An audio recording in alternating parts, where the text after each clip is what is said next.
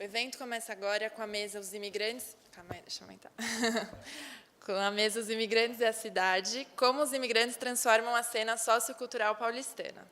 Para debater sobre o assunto, eu vou chamar ao palco a mediadora do debate, Simone Lúcia Pereira, antropóloga e historiadora, pós-doutora em Música e Ciências Sociais, membro do Conselho Latino-Americano de Ciências Sociais, professora do mestrado e doutorado em Comunicação da Unip. Obrigada, Simone.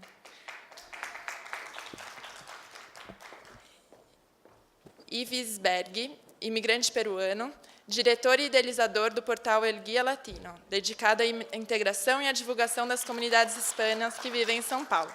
É também diretor do Festival Soy Latino, evento cultural e gastronômico que acontece nesse próximo sábado, dia 18, no Memorial da América Latina. Obrigada. Oriana Hara, imigrante chilena, presidenta da Presença América Latina e membro do Comitê Gestor do Conselho da Cidade. Trabalha em direitos humanos nos temas de migrações, gênero e diversidade cultural. Viviana Penha, imigrante colombiana, é fotógrafa e produtora cultural, membro da Coordenação de Políticas para Migrantes da Secretaria Municipal de Direitos Humanos da Prefeitura de São Paulo. A luso-brasileiro Cristina de Branco e o brasileiro Arturo Alves, integrantes do coletivo Visto Permanente, acervo virtual participativo com registros audiovisuais de expressões artísticas feitas por imigrantes e refugiados em São Paulo. Obrigada. Agora eu passo a palavra para a mediadora da mesa, Simone Lúcia. Obrigada.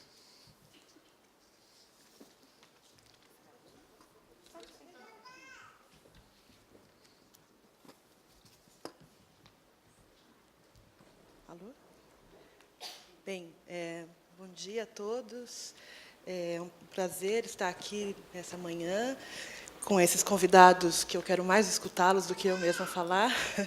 Eu vou apenas falar algumas coisas para amarrar um pouco, articular um pouco essa discussão entre cidade, ativismo, imigração, e as formas como esse debate tem se encaminhado nas minhas próprias discussões acadêmicas, como pesquisadora que sou desses temas há alguns anos, sobre migração, cultura e identidade. Mas eu queria, antes de tudo, agradecer ao Cidade Lúdica pelo convite, por articular essa mesa, para nos colocar em contato, e ao Pedro Bandeira, que foi quem idealizou a mesa e nos convidou a todos. Muito bem. Pensar imigrantes e a cidade é um tema que nos instiga muito, a partir da questão de que a cidade não é única, ela não é homogênea, ela não tem uma cultura única, e ainda bem que é assim, né? O que seria típico de São Paulo? O típico de São Paulo é exatamente a interculturalidade, e é isso que a torna tão interessante, né? É mais intercultural, no sentido interculturalidade, que é um conceito que a gente usa na antropologia, e eu não quero aqui dar uma de acadêmica chata e ficar discutindo conceitos, mas tentar trazer isso mais de forma mais simples, né? Interculturalidade é um conceito que a gente usa para pensar os contatos culturais. Mais do que multiculturalismo, que é uma discussão que já vem há alguns anos sendo usada, o mundo é multicultural. Multicultural dá a impressão que é uma série de grupos em guetos, cada um no seu quadrado, vivendo isolados. A interculturalidade pressupõe o contato, né? Essas zonas de contato onde esses grupos vão interagir, vão trocar sentidos, vão inventar maneiras de estar juntos. E é claro que isso não é necessariamente um processo harmonioso, um processo de conflitos, mas é um processo de negociação cultural. Então, é muito interessante pensar a cidade e a imigração, em que a cidade, o espaço público, o lugar do comum, né, vai proporcionar maneiras de reinventarmos formas de estarmos juntos, de negociar sentidos e vivências. E, portanto, transformar as cidades em lugares mais interessantes e potentes para se viver. O Brasil tem um histórico já um pouco grande de imigrações, né? Desde o final do século XIX, impulsionado pelo próprio Estado, como forma de substituir a mão de obra escrava naquele momento. E São Paulo foi um lugar onde já ficou conhecido até nas expressões midiáticas massivas, novelas, minisséries, como aquela cidade da migração, né, com aquele lugar dos migrantes. Mas ainda insiste uma certa ideia, um imaginário, um pouco mítico até, de que os imigrantes vivem em locais isolados da cidade. Então, japoneses na Liberdade, italianos no Bexiga. E isso não é necessariamente assim mais, e que bom que não, né? Porque o que se mostra cada vez mais forte hoje é as migrações em cidades globais e cosmopolitas como São Paulo, em que os imigrantes estão em fluxo pela cidade, em processos de interculturalidade, como eu falei agora há pouco. Né? Então, São Paulo se coloca como uma cidade global, em que existe fluxo de capital informacional e de pessoas, em meio ao processo de globalização, e as migrações fazem parte desse processo de uma maneira muito especial, e proporcionando essas zonas de contato, essas zonas intersticiais, né, onde há que se negociar sentidos. E hoje, pensar os imigrantes é pensar esses grupos em fluxo pela cidade, em múltiplas conexões, que passam pelo online e pelo offline. Isso não se pode mais separar, achar que existe uma vida que é online e outra vida que é offline, né? O online e o offline estão em contato e articulação o tempo inteiro. Então, vão se construindo redes interculturais de imigrantes e desenvolvimento de articulações.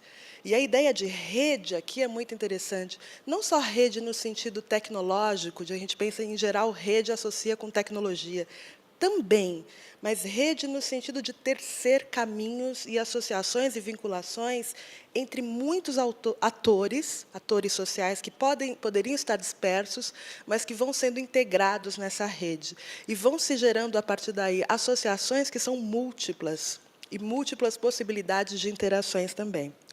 E cidade com essa presença migrante, como São Paulo, numa rede de associações, numa teia de associações, mostra a potência social, cultural e econômica. E aí é que eu queria frisar daqui a pouco, inventando novas maneiras de estar junto, mas inventando, inclusive, novos modelos de negócios, novas formas colaborativas de fazer coisa, de produção cultural e tudo mais. Acho que aqui a gente vai ter, com o Ives, um ótimo exemplo de como isso pode, a gente vai ouvir daqui a pouco, de como isso pode funcionar.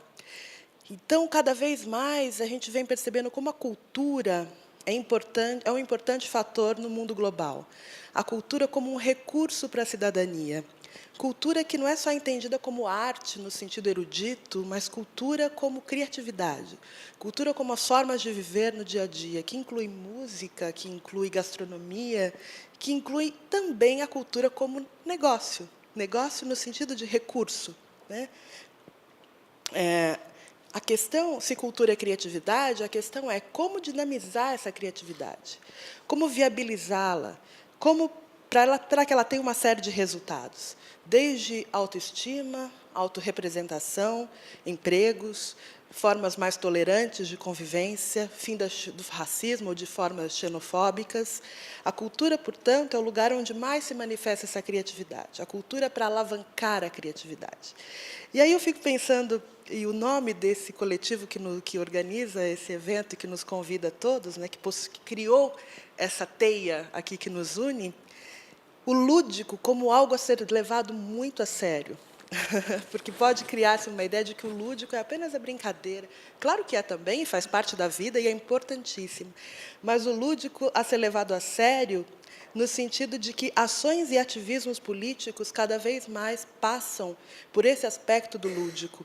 Né? Fazer um festival como Soy Latino, em que a gente tem várias horas no dia com música, gastronomia, dança, é uma forma de fazer política também, né? E que passa hoje pelo lúdico. Então, cidadania e imigração, eu fico pensando aqui que não apenas, claro que ela é importantíssima, a cidadania no sentido oficial, legal, né, em formas de inclusão, o que é muito importante, mas, cada vez mais, é preciso pensar na cidadania cultural. Cidadania cultural e cidadania comunicacional ou comunicativa. Que seria o quê? A cidadania no sentido de um direito à autorrepresentação dos imigrantes, o direito a se autorrepresentar, de não apenas se ver representado pelos brasileiros, aqui no caso, ou por uma mídia massiva, mas o direito a se autorrepresentar, a ter visibilidade e audibilidade, direito a se representar por eles mesmos, e direito aos usos midiáticos, e, mais amplamente, o direito à comunicabilidade, ou seja, comunicação no sentido que não passa apenas pelos meios de comunicação, mas comunicação que se faz nas relações humanas. Então, na relação eu-outros, na criação de vínculos, no direito à diferença e da não homogeneização cultural. Enfim, era isso que eu queria, apenas para abrir o debate e colocar esses pontos de questões, alguns pontos para as questões que vão vir depois, mas eu queria fazer uma coisa talvez um pouco impertinente, mas abrir a palavra diretamente para os participantes dessa mesa, para se apresentarem, para se autorrepresentarem e para trazerem um pouco da sua própria experiência. Então, vocês teriam aí, talvez, 10 minutos, cada um, 10 a 15 minutos, para trazerem as suas experiências, o que vocês têm feito, e aí depois eu vou pontuando com algumas perguntas. Podemos começar com a Viviana? Bom dia, eu sou Viviana Penha, sou da Colômbia, moro aqui em São Paulo há 7 anos e meio, 8 no Brasil. Eu tenho passado por vários caminhos na búsqueda das minhas raízes. Primeiro, eu sentia uma rejeição pelo fato de eu ser estrangeira. Depois, entendi que isso é normal para quem é imigrante. E isso me levou a estar participando de vários projetos culturais, ir atrás do que era a identidade latino-americana, principalmente. Achei um pouco forte o fato de muitos brasileiros não se considerarem latino-americanos. Isso me chocou muito. E, na verdade, que foi isso que me levou a tentar entender o porquê. Ainda não entendi, mas continuo na busca. Eu participo de vários projetos dos meus amigos, dos meus companheiros de luta. São projetos que sempre têm a ver com essa busca de como fazer um projeto viável, mas também como fazer que um projeto mexa com as pessoas, faça alguma coisa, transforme uma pequena visão, aporte alguma coisa. Esse, para mim, é uma coisa muito importante, participar de projetos que talvez não vão mudar o mundo, mas vão mudar alguma coisa na vida das pessoas que estão ali. E, bom, essas pessoas que estão aqui na mesa são todas muito, muito importantes para mim, são exemplos. Com todos tenho aprendido muito. São pessoas que têm projetos incríveis e eu admiro muito. Quando he podido participar, sempre consigo ajudar, dar uma forcinha. Então, isso é muito importante. Há uns anos para cá, está tendo mais redes, o pessoal está muito mais unido, porque quando eu cheguei no Brasil, era muito difícil achar comida do meu país, música. Quando eu sentia saudade, eu tinha que ir lá no meu computador e escutar a música que eu gostava e talvez mostrar para alguém. Agora, o cenário mudou muito graças às ações de várias pessoas que têm se mobilizado e têm feito com que a cultura, não só dos países hispânicos, mas dos países, no geral, que estão sendo representados aqui com as migrações, seja difundida também, porque quando você vem, você não pode deixar lá no seu país a sua vida, você traz ela na mala. E ela continua aqui também, mesmo quando você se integra, aprende a cultura do país que você mora, você nunca vai deixar de ser quem você é e nunca vai perder os costumes. Vai mudá-los e vai se adaptar, mas nunca vai perder a sua essência. Então, agora, eu estou muito feliz, porque esse momento está sendo muito interessante. Tem muitas ações, o pessoal está mais articulado, tem muitas pessoas novas, velhas, muitas gerações trabalhando em conjunto, muitos estudantes e pesquisadores atrás de uma pauta que parece moda, mas também é muito importante. às vezes a gente se sente, os imigrantes, nos sentimos muito objetos de estudo e a gente também quer ser tratado como pessoa normal, cidadão. Sim, temos diferenças, mas todos temos, né? Quem não tem? Então, o ano passado foi muito importante porque eu participei de vários projetos muito bonitos. Eu sempre aqui com meu amigo Ives, também já há vários anos, fazemos umas boas parcerias com os projetos da divulgação da cultura latino-americana hispânica aqui em São Paulo. Mas o ano passado eu participei do projeto Casa Latina, que foi uma ocupação na Praça Cantuta. Foi um trabalho que foi muito amplo. Eu estava principalmente com as crianças bolivianas e filhos de bolivianos, trabalhando um tema de leitura em espanhol e atividades artísticas. Foi muito incrível, foi muito lindo e também foi muito triste porque percebi que muitas pessoas estão perdendo sua cultura. Muitas crianças já não falam mais espanhol e muito menos línguas nativas, porque são orientadas às vezes para falar português para se adaptar. Isso eu achei triste.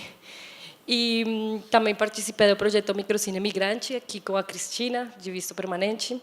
Foi uma experiência muito linda, apresentar filmes com a temática imigrante para imigrantes e discutir isso principalmente com os atores, escutar a visão deles, muitas vezes pessoas que não tinham muito acesso ao cinema independente. Então, foi uma experiência magnífica, foi muito incrível. Na verdade, eu cresci e aprendi muito com isso. E esse ano estou fazendo parte da coordenação de políticas para migrantes, já do outro lado, do lado do Estado, do poder público. E tem sido também muito interessante entender desde dentro como funcionam as coisas e ser imigrante numa coordenação de políticas para migrantes é bastante válido nesse momento. E eu estou aprendendo muito com o pessoal e eles comigo, e a gente tenta, já na coordenação, apoiar bastantes projetos, está tendo muito movimento, muitos brasileiros também estão querendo saber mais da temática e estamos dispostos a apoiá-los e a escutá-los. Há projetos muito interessantes que estão sendo desenvolvidos lá.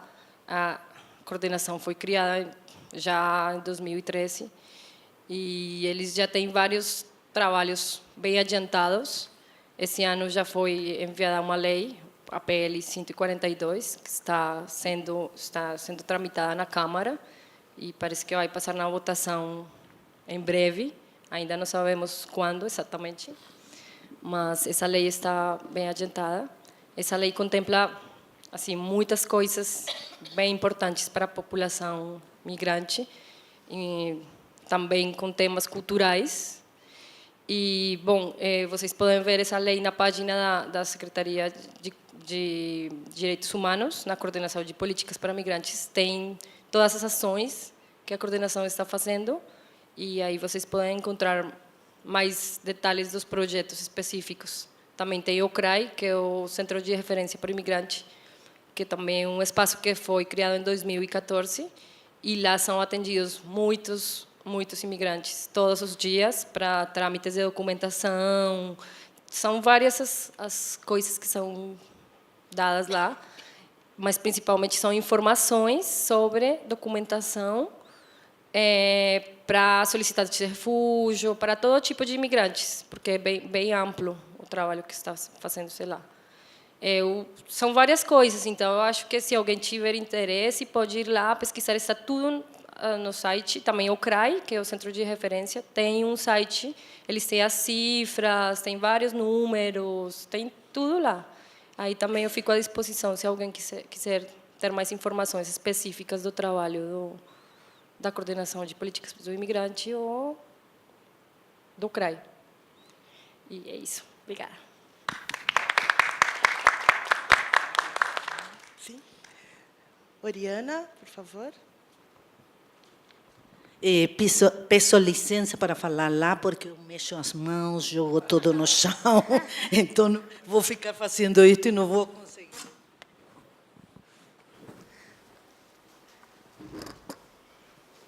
Já joguei minhas fotos.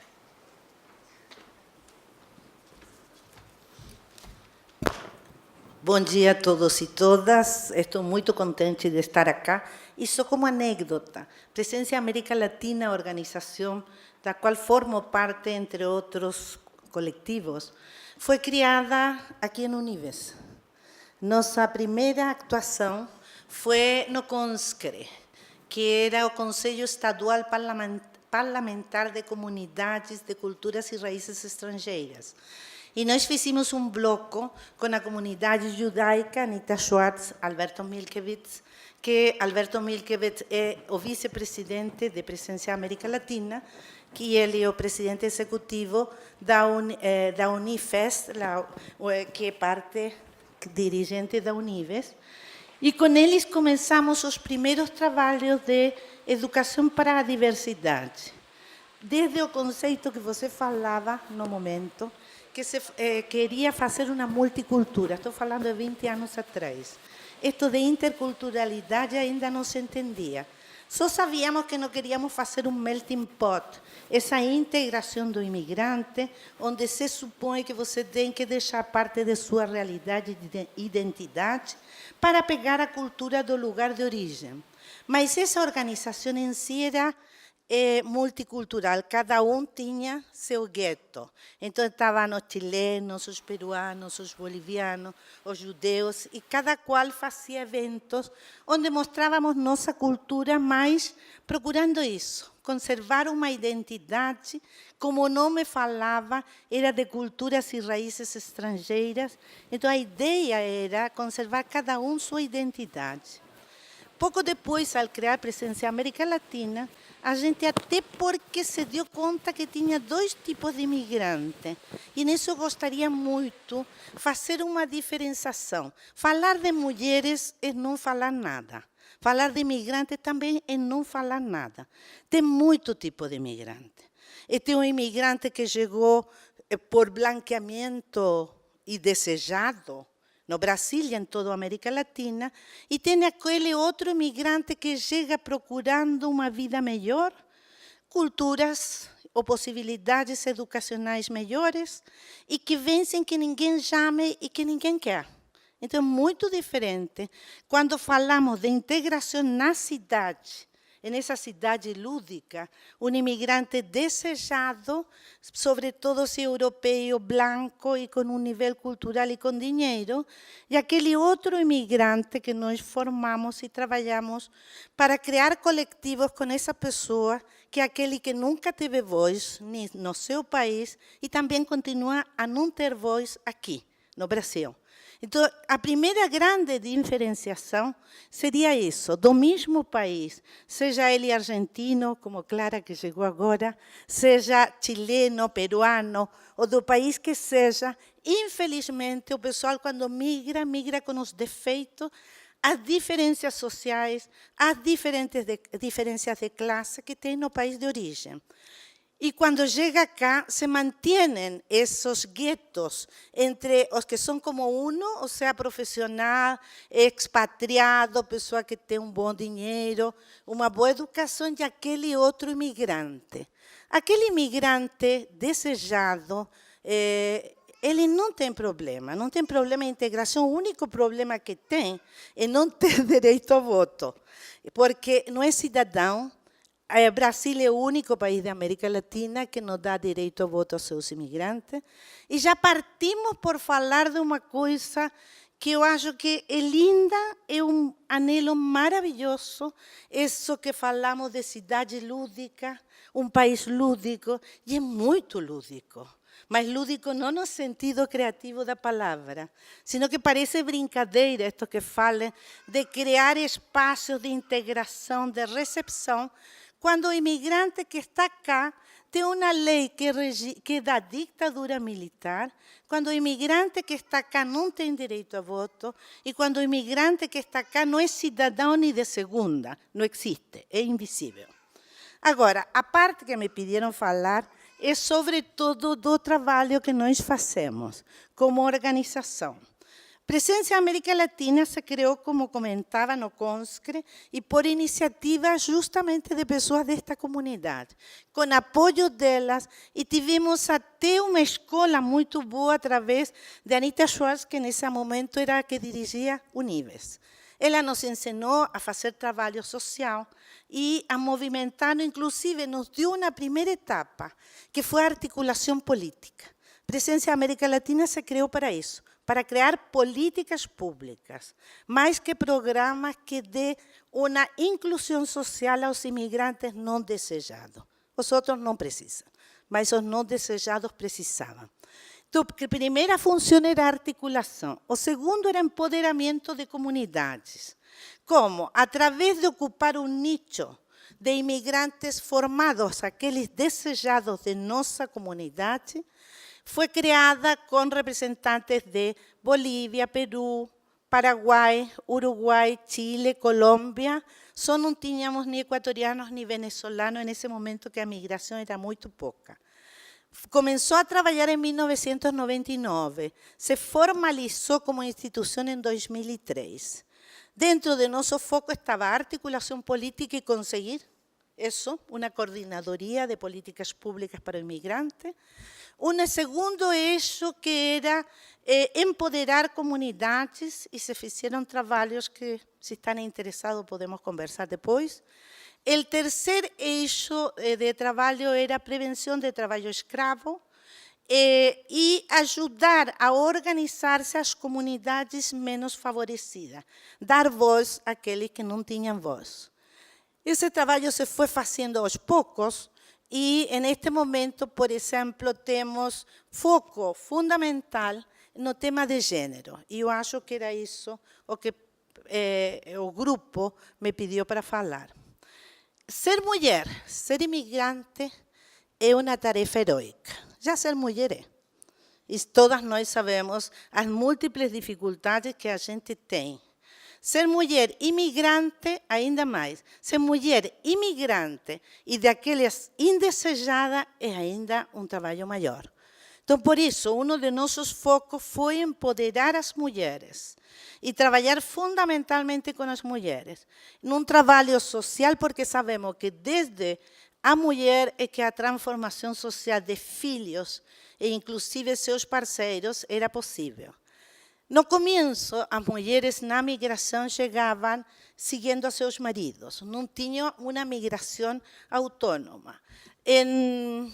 Desde 1960, estamos chegando ao 50%. Agora somos mais que o 50% no mundo inteiro, as mulheres que migram, e na região 51% 52%, sendo que países como Chile têm 62% de mulheres imigrantes. A grande diferença, a partir dos anos 90, é que a mulher começou a migrar por vontade própria. Já não ia seguindo o marido, inclusive como acordos familiares, que escolhiam um imigrante para trabalhar fora e manter as famílias, que ficavam no país de origem.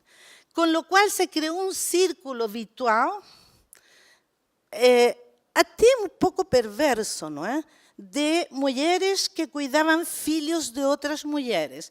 Em uma época, as mulheres, estou falando latino-americana, mas também filipina e de outros países, iam a cuidar filhos de mulheres nos países desenvolvidos com um passar econômico muito alto, porque só um passar econômico muito alto permite, nos países desenvolvidos, ter uma pessoa jornada completa em casa para cuidar os filhos.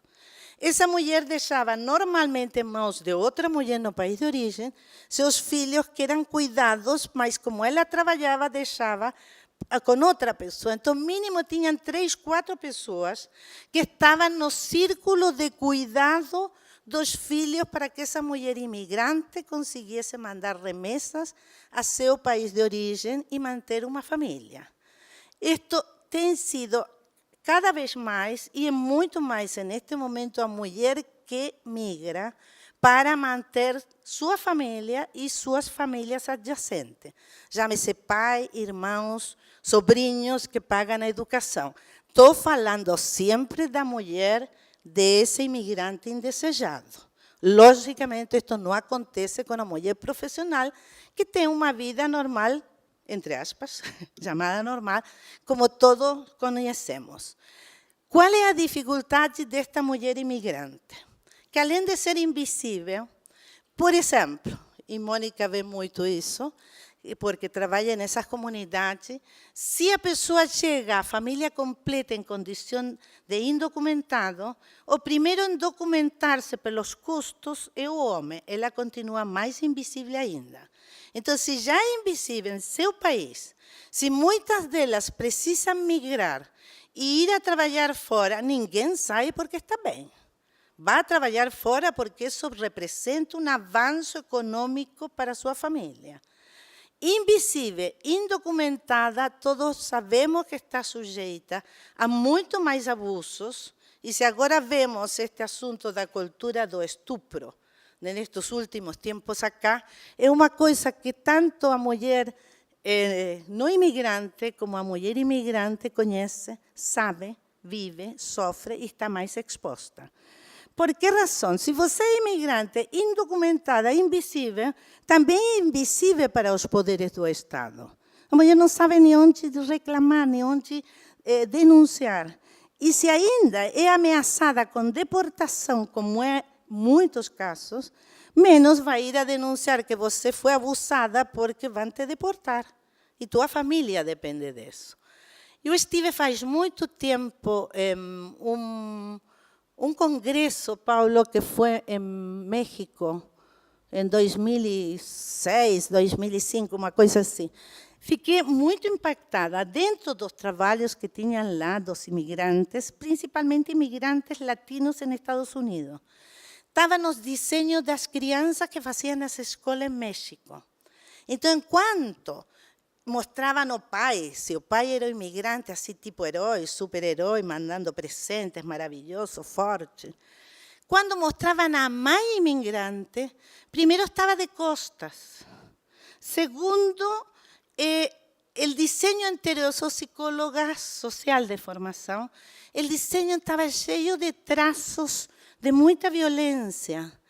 E o que os meninos expressavam, ou meninas, das escolas mexicanas, neste caso, era abandono.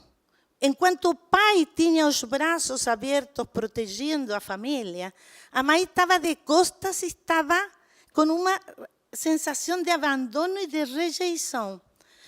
Quando consultaram essas crianças, a mãe tinha abandonado a família. O pai tinha ido a trabalhar para sustentar a família. As mulheres mandavam mais dinheiro que os homens. Mas a visão que se tem do imigrante, da mulher imigrante, continua a ser muito cheia de preconceito.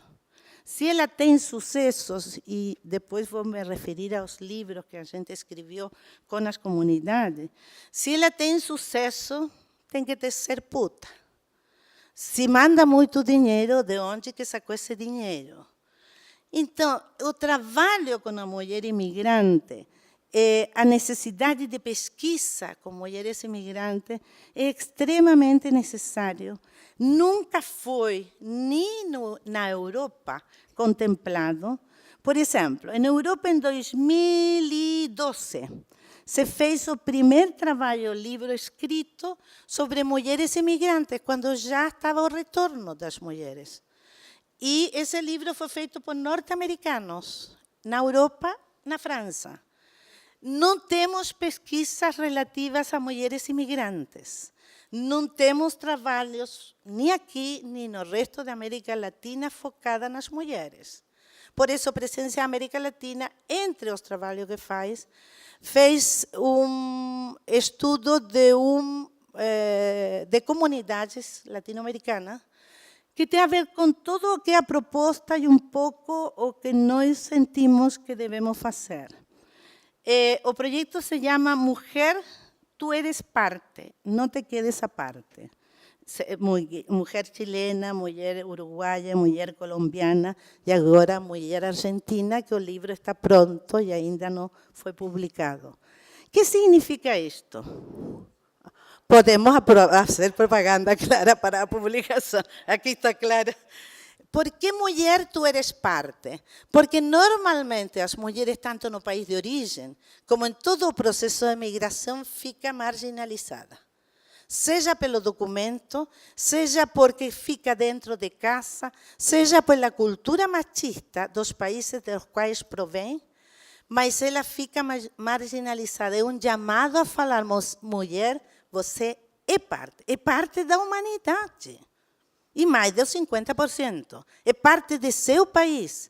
E mais do 50%. É parte deste país que te acolhe, que te recebe, sem direito a voto, mas é parte. E paga imposto e você é parte de sua casa, parte da coletividade, e isso é um acto profundamente político. Falar você é parte. E não fique à parte, porque também implica um compromisso nosso, através deste trabalho, de assumir e ocupar nossos espaços públicos. Quando nós começamos este trabalho como imigrantes, que o primeiro grupo está aí, Maria Cecília, foi com a comunidade chilena, a verdade é que a gente não tinha mais mínima ideia que tinha direito a usar espaço público, e, aliás, não tinha.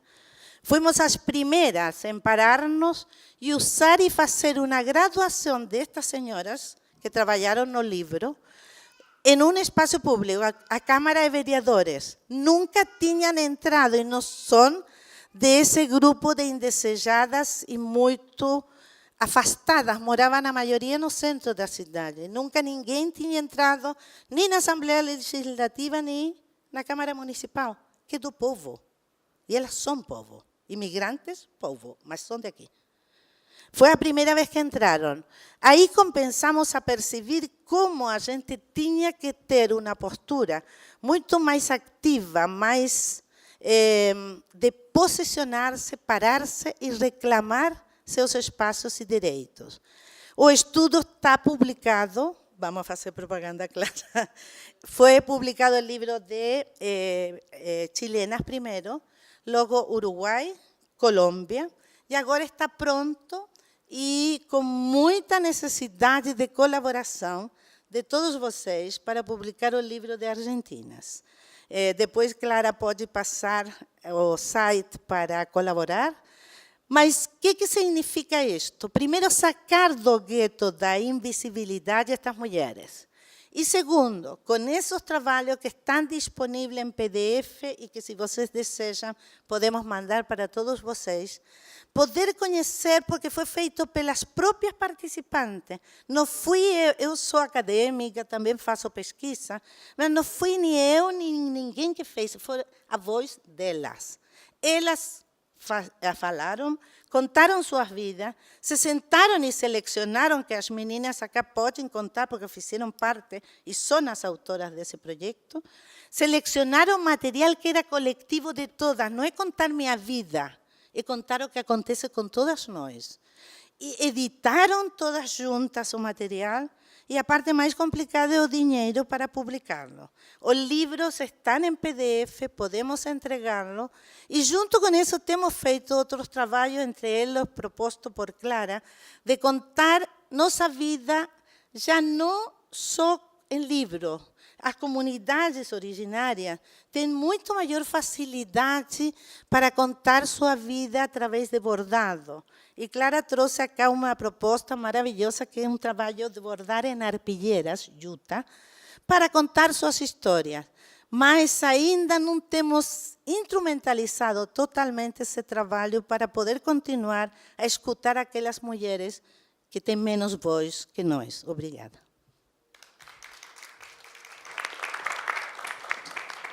Obrigada, Oriana. Ives. Bom dia. Quero agradecer. Oi. Alô, alô. Bom dia. Quero agradecer à Cidade Lúdica pelo convite, a Pedro Bandeiras pela formação da mesa. Meu nome é Ives Berger e Berger é minha parte judaica da família. E com isto a imigração já está em minhas veias desde meu nascimento. Eu nasci no Peru, mas o destino desde muito cedo me levou para o mundo. Com 16 anos fui morar na Tchecoslováquia, na época comunista. E quando veio a virada quando caiu o bloco comunista e se tornou a República Tcheca, os casos de xenofobia cresceram muito na cidade. Inclusive, infelizmente, eu tive casos de 2 amigos mortos lá e muitos foram parar no hospital, né, por causa disso. Eu tinha 18, 19 anos e eu descobri o verdadeiro poder da cultura, mas como ferramenta política a cultura. A gente criou ocupações de espaços públicos em Praga, nos pontos mais turísticos, e conseguiu criar uma empatia com o povo que a gente não tinha antes, porque a gente éramos vistos como protegidos do governo comunista, e eles nos viam como um bloco e não como seres humanos, e com estas ocupações a gente conseguiu humanizar mais a imigração. Além das ocupações, a gente criou um jornal dos imigrantes, sempre escrito no idioma tcheco, porque a gente queria transmitir uma mensagem para eles. Eram distribuídos os jornais nos principais pontos de Praga, os metrôs, as faculdades, e a gente foi criando um diálogo, mais participação do público tcheco, e criamos um bar latino-americano também, com a ajuda da comunidade, que éramos muito poucos, éramos todos estudantes, não existia imigração econômica, era todo mundo que éramos estudantes. E o bar latino virou referência na cidade. Fazíamos saraus, aulas de dança, e aí eu descobri outro poder da cultura, não? Que a cultura te permite falar, mesmo sem falar a língua. A música fala, o som da poesia fala, os instrumentos falam. E essa foi uma experiência muito importante que eu trouxe para o Brasil. Quando eu cheguei aqui no Brasil, eu moro aqui há 15 anos, eu vim por motivos sentimentais, minha imigração não é econômica. E eu criei o Guia Latino. O Guia Latino é um portal cultural que promove todas as expressões culturais latino-americanas na cidade, e também, desde um começo, por minha experiência em Praga, foi em português. Eu nunca fiz o portal, aliás, nenhuma de nossas comunicações é em espanhol. Eu acho importantíssimo se comunicar desde o início. E como minha experiência também que eu tive lá com a luta com a xenofobia, o portal, além de ser uma ferramenta de divulgação cultural, é uma ferramenta de luta cultural contra casos de xenofobia. Um dos casos que eu levo como bandeira é do Pedro Bandeira, o cubano músico, que ele sofreu um caso de racismo num shopping da cidade. A gente foi o primeiro meio de comunicação que denunciou. Depois teve repercussão até fora e a gente ganhou o processo. O shopping teve que indemnizar o músico cubano porque achei um absurdo. Ele ia para um show, parte de Marina de la Riva, acho assim, e não deixaram ele entrar ao shopping, só porque ele é negro. Entendeu? E a primeira pessoa que ele ligou foi eu. A gente ativou. Desculpa.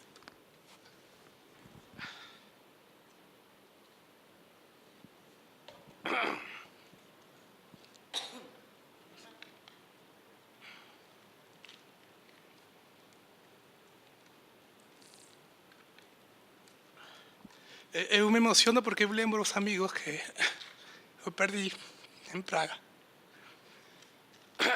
Bom,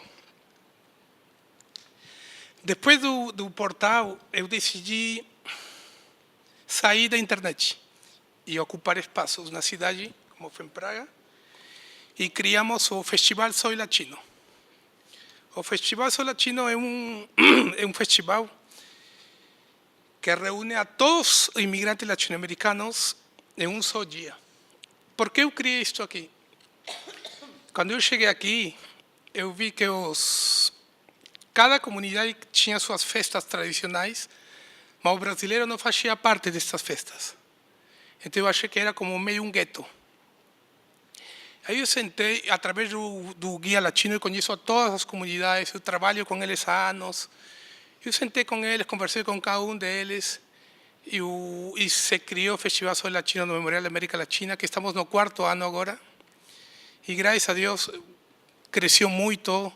A mídia internacional, a gente teve repercussão em Colômbia, Buenos Aires, Miami, até Barcelona, estão falando do festival.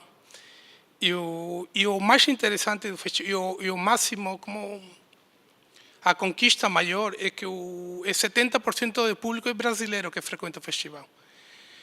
E a gente conseguiu trazer o artista brasileiro para o nosso festival, não só artistas, sino como também expositores. É uma grande conquista, né? Então, a gente criou sentimento de integração e que o brasileiro se sinta também latino-americano, né? Porque eu sempre achei um absurdo eles não se sentirem latino-americanos.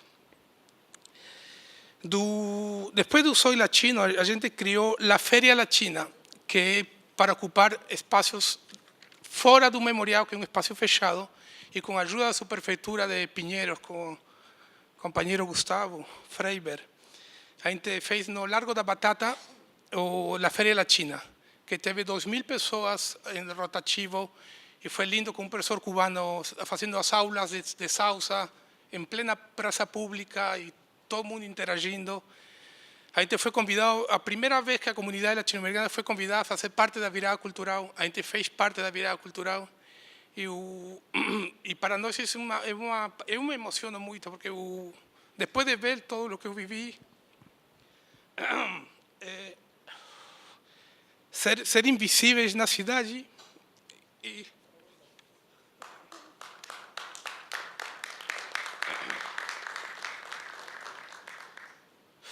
ser invisíveis e ver todo esse povo no festival, são 10.000 pessoas dançando.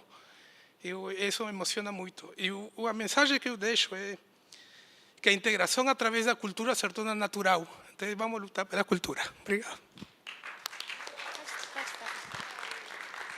Obrigada, me emocionei também. Sim, podem?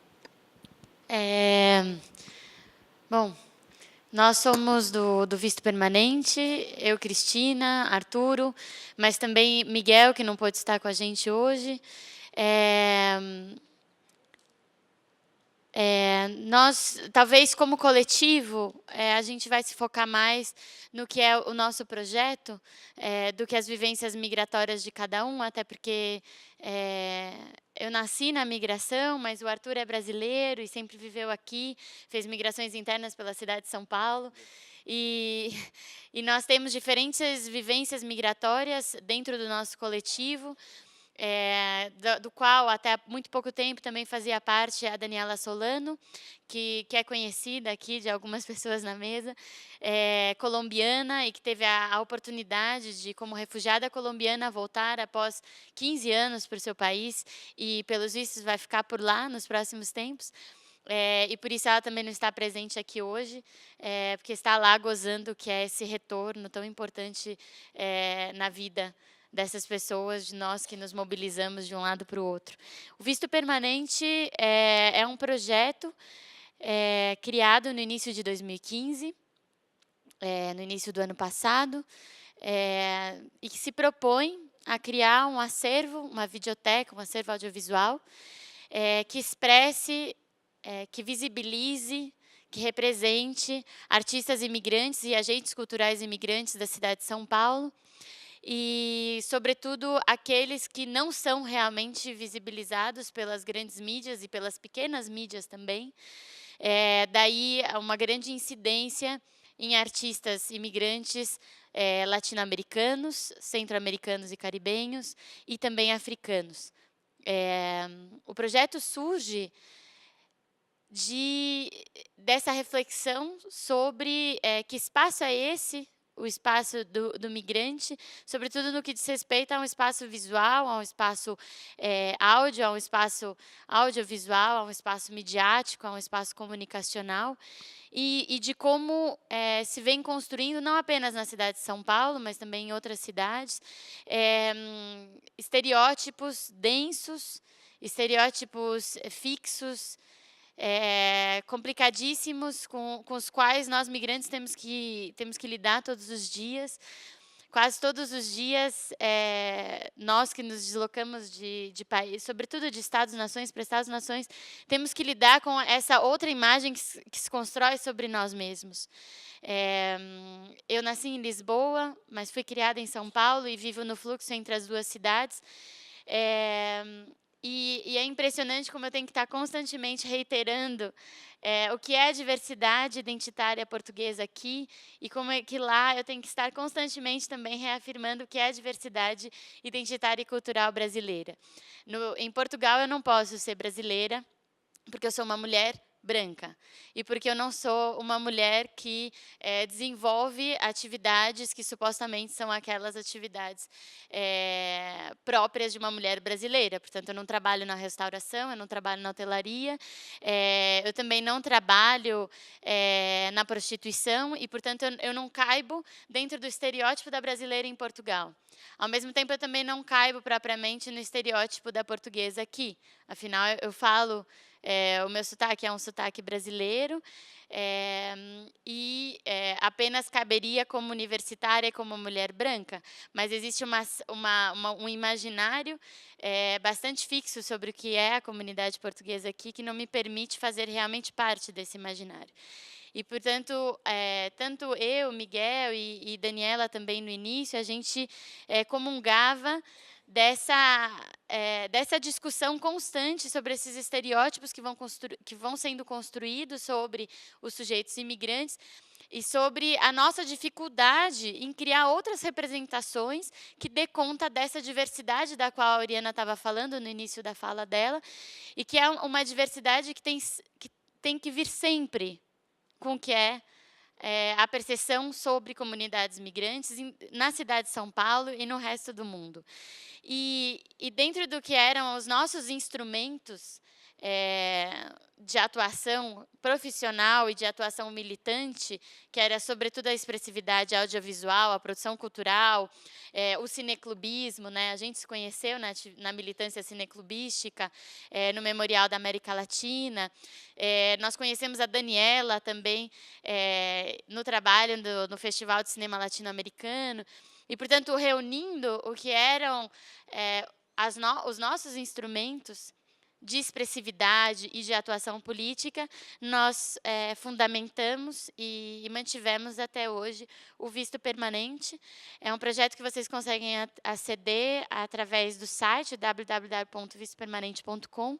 Nós também temos uma página de Facebook e nós vamos publicando, não semanalmente, como nós gostaríamos, mas digamos que quase que quinzenalmente, vídeos de entre 5 a 10, 11 minutos, que são vídeos de uma expressão etnográfica muito forte, mas que a gente tem tentado desconstruir também esse discurso etnográfico antropológico sobre os artistas imigrantes, mas que são essencialmente vídeos que tentam trazer performances culturais e artísticas imigrantes da cidade de São Paulo. E todo esse processo de realização de cada um desses vídeos, que nos levam, é um processo bastante extenso, que nos leva a não conseguir publicar o vídeo todas as semanas, um vídeo por semana, como costumam fazer os vloggers, que normalmente publicam vídeos de 2 vezes por semana, 1 vez por semana. Nós não temos essa pontualidade, exatamente porque queremos dar conta de um processo de realização audiovisual no qual não sejamos apenas nós que representemos através do audiovisual esse companheiro e essa companheira imigrante, mas que esses sujeitos construam a sua autorrepresentatividade audiovisual, juntamente conosco. Então, a gente se reúne antes, a gente tenta debater entre nós do Visto Permanente e os artistas que nós filmamos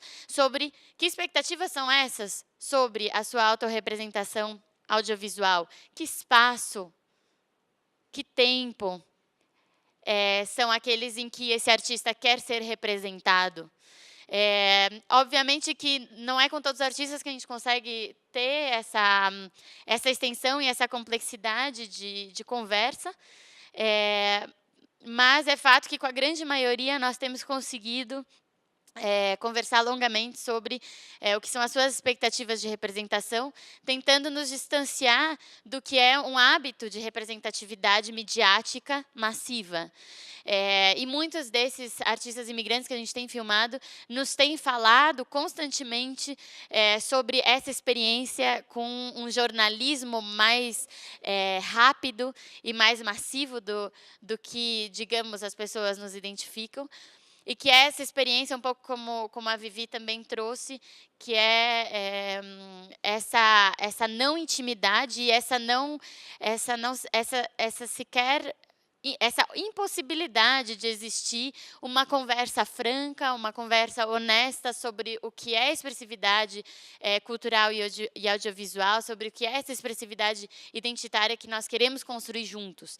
A construção da mídia participativa é extremamente complexa e leva bastante tempo, leva muita reflexão conjunta, é muito polêmica dentro do coletivo e no contato que nós temos com os artistas, mas o que nós tentamos é isso, é construir essa expressividade midiática de uma maneira conjunta, lutando contra a construção contínua de estereótipos sobre as comunidades imigrantes em São Paulo e no Brasil.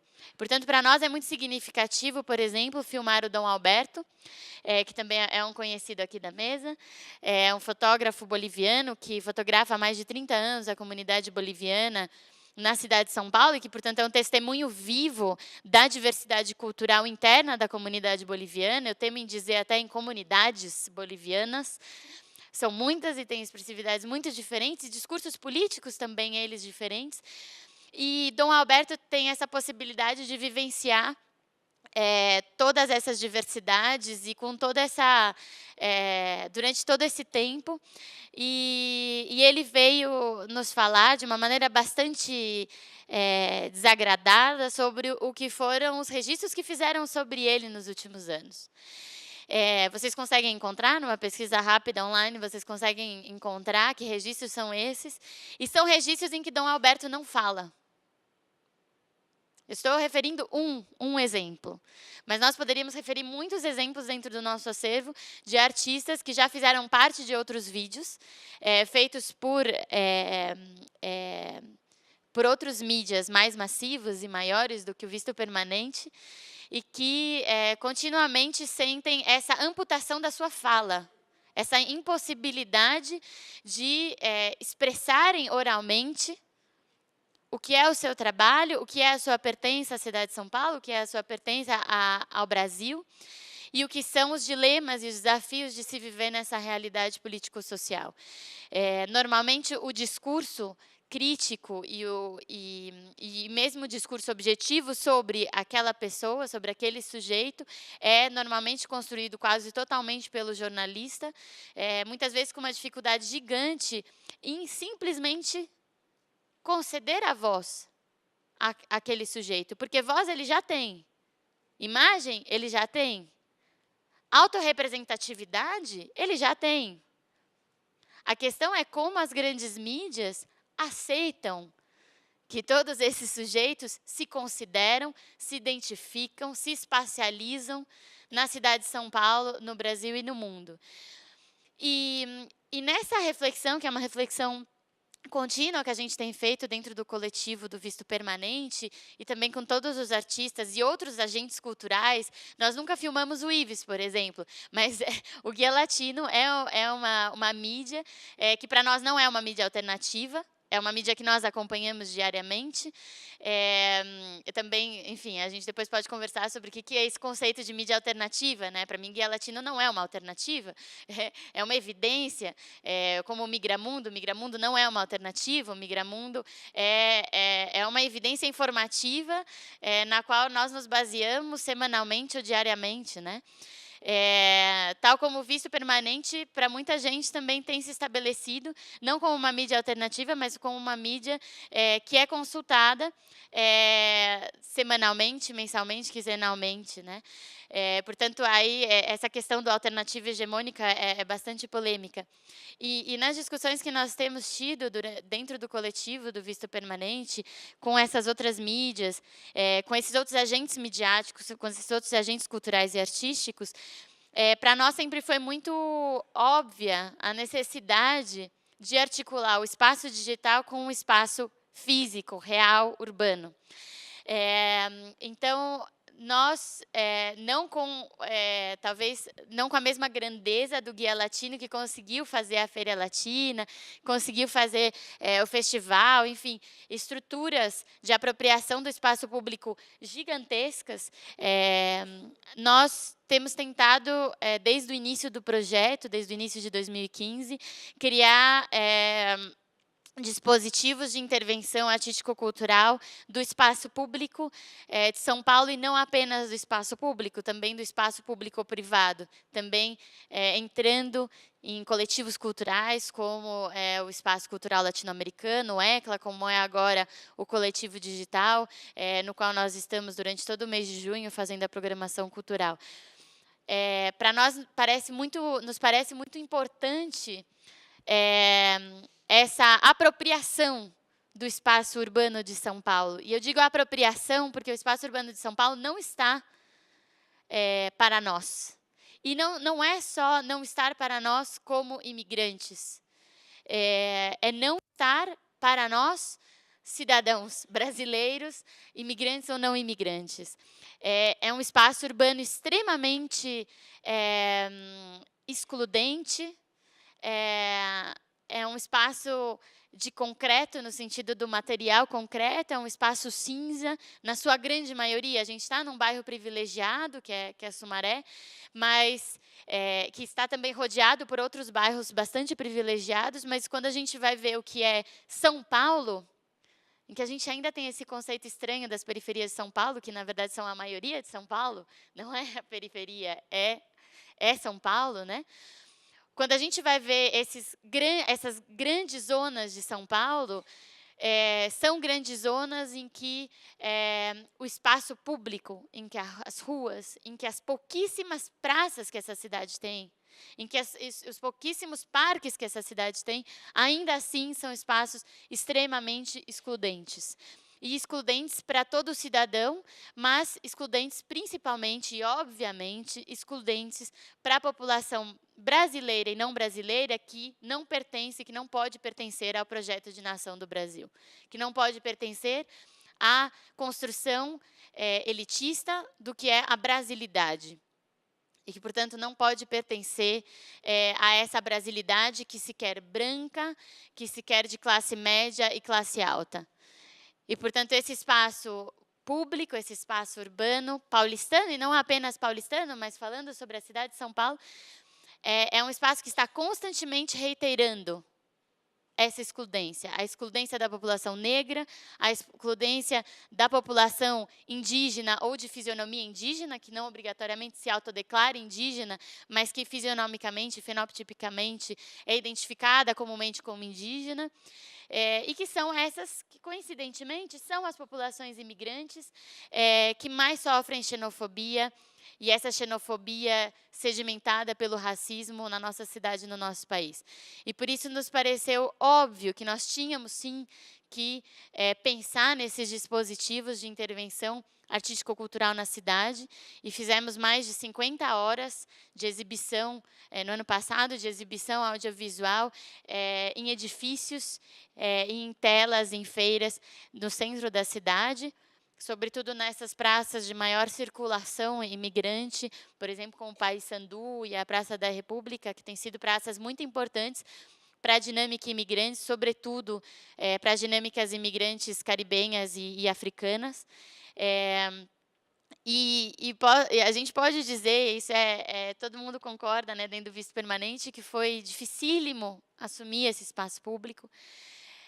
Muitas vezes, nós falávamos de como nós nos sentíamos numa atuação de guerrilha.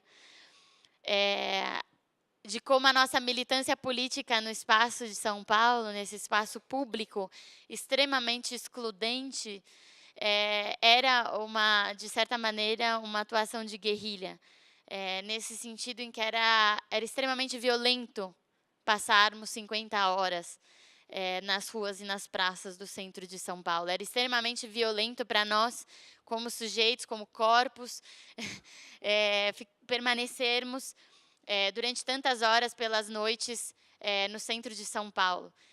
E foi uma experiência violenta para nós, mas importantíssima nesse sentido, de nós também, como pessoas brancas, nós os 4 somos brancos, por mais que tenhamos vivido também experiências migratórias, nós vivemos o privilégio de sermos brancos na sociedade brasileira e paulistana, e ainda assim para nós foi extremamente violento permanecer aquelas horas em espaço público, e ficou ainda mais evidente de como esse espaço era um espaço continuamente desconfortável, continuamente violento, até para aqueles que não ficam parados nesse espaço, que caminham de um lado para o outro, em trânsito. Infelizmente, o espaço público de São Paulo é sobretudo um espaço de trânsito.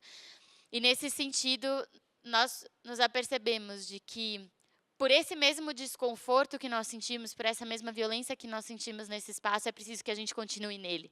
E é preciso que nós continuemos exibindo o audiovisual que nós produzimos nas paredes de São Paulo, e é preciso que continuemos trazendo artistas imigrantes que atuem nas ruas, nas praças da cidade de São Paulo. E a gente teve a oportunidade de, algumas vezes, formular e produzir esses eventos, nos quais artistas imigrantes que foram filmados por nós, ou que iriam ser em breve filmados por nós, estiveram presentes, atuando, difundindo a sua produção artístico-cultural nas praças e ruas de São Paulo. E, obviamente, que passaram por situações difíceis. Os comentários e também a expressividade corporal de muita gente diante dessas apresentações e diante dessas performances, e sobretudo das exibições audiovisuais, nos davam conta de como a xenofobia está normalizada na cidade, e de como as pessoas se sentem bastante à vontade em dizer barbaridades sobre as pessoas que estavam sendo exibidas e que estavam sendo projetadas ali. Mas também ficou evidente a tamanha solidariedade que existe às populações migrantes, sobretudo quando são representadas de uma maneira tão positiva, né? E aí, para concluir, dizer a minha fala, eu queria referir isso, de como para nós tem sido importante criar esse espaço midiático que se presentifica no digital, no cibernético, mas também que se tenta presentificar fisicamente, corporeamente, em espaços culturais e em espaços públicos, de como para nós tem sido importante criar essa representatividade positiva, criativa, ativa sobre o imigrante na cidade de São Paulo.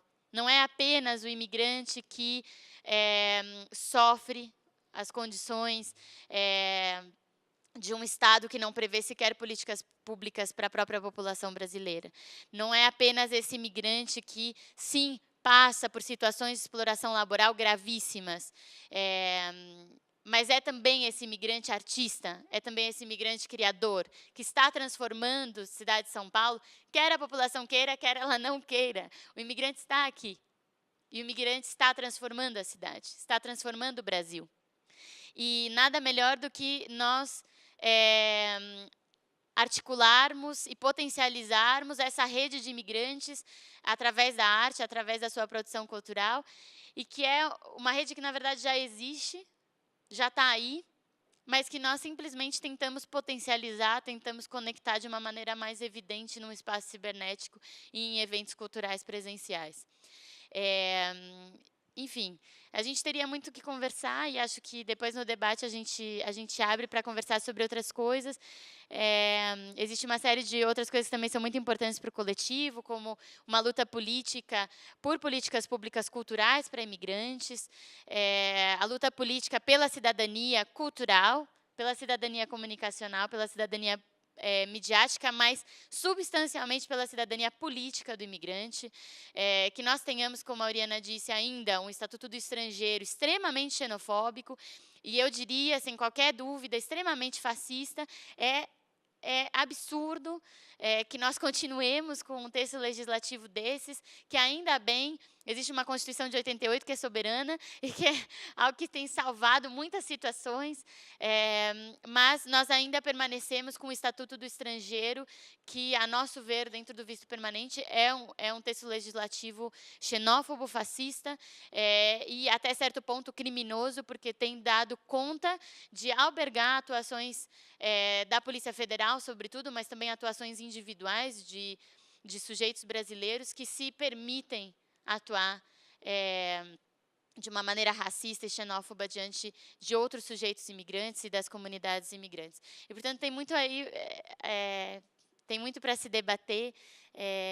Enfim, você quer trazer mais?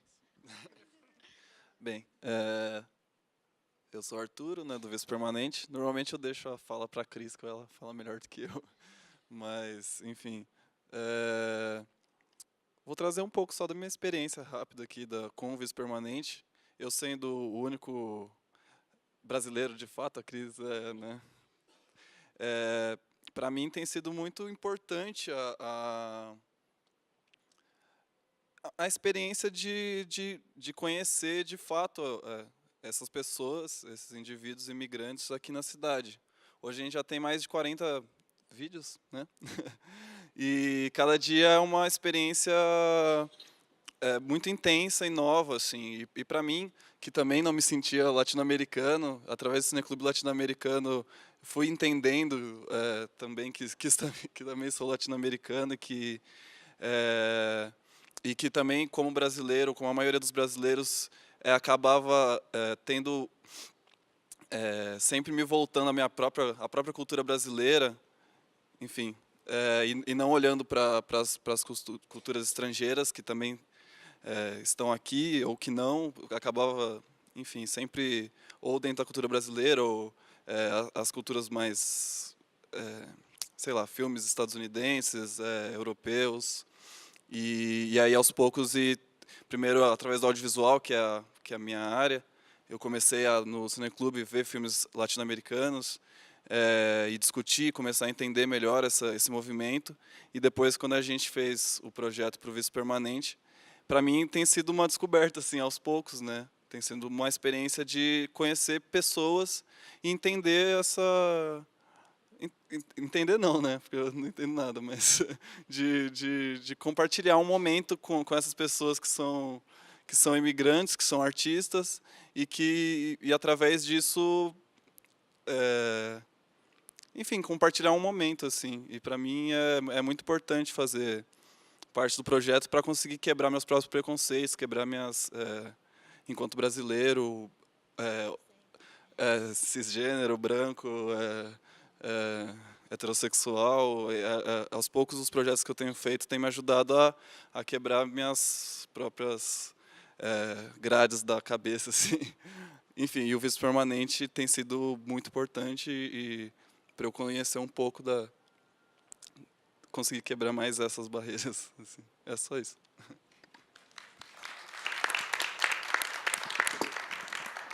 Muito obrigada a todos vocês. A gente vai abrir, eu tenho algumas perguntas a fazer, agora mais um tanto delas, além das do que eu já tinha, a partir da fala de vocês, e vamos abrir também para a plateia, mas eu fico pensando agora aqui o quanto é importante a universidade não se encastelar num conhecimento que apenas quer ver, por exemplo, as representações midiáticas. É importante que se faça um trabalho de olhar como que é feita a representação, mas o quanto é importante olhar para quem está atuando, né? Nós estamos falando aqui de protagonismo, de possibilidade de ativismos e de autogestão, né? De como que os imigrantes podem, claro, já estão fazendo, mas o quanto é preciso romper os muros da universidade para a gente olhar o que está acontecendo, né? Como é que a vida está pulsando na cidade, como é que a vida está pulsando nos ativismos, tanto mais da cidadania política e formal, como na cidadania comunicacional, e porque essas coisas não são separadas, né? É muito importante pensar que isso não se separa. E é interessante, eu fico aqui pensando em várias coisas que a gente vem discutindo na universidade há vários anos e que vocês estão falando e pensando e atuando nesse sentido também. Nós estamos aqui de questões de periférico e central, questão de não se trata de dar voz, porque essas pessoas já têm voz, mas é de alguma maneira, visibilizar, né? E eu digo mais, dar audibilidade, né? Porque a gente fala muito em visibilidade porque tem um certo primado da imagem, mas é dar essa audibilidade é a possibilidade de escutar o outro, né, que é fundamental quando estamos falando de migrações e de presenças interculturais na cidade. E essa questão do quanto é necessário, imagino que vocês teriam inúmeras coisas a nos contar, uma tarde inteira ou um dia inteiro, da experiência pessoal de cada um aqui de vocês como imigrantes, de romper o imaginário que se tem sobre cada um de vocês, e sobre a origem de cada um de vocês, como peruano, português, chilena e colombiana, e romper esse estereótipo e construir, como disse a Cristina, né, a necessidade de construir uma outra ideia do que seja, né, porque você não cabe no estereótipo, e é claro que não, porque o estereótipo não é inclusivo, né? Mas, enfim, eu queria perguntar algumas coisas vocês já falaram bastante, eu queria só levantar para vocês ouvir um pouco mais, e aí, quantos de vocês se sentirem à vontade para falar sobre isso, sobre essa questão das leis, né? Sobre esse Estatuto do Estrangeiro e sobre lei migratória, não sei, Oriana, Viviana, podem falar sobre isso, esse projeto de lei migratória, como vocês veem isso, explicar um pouco mais, né? Porque vocês trazem algumas ideias que parece que todos nós já conhecemos, e o público nem todo mundo conhece tão bem, então eu queria ouvir mais de vocês. Isso é uma pergunta.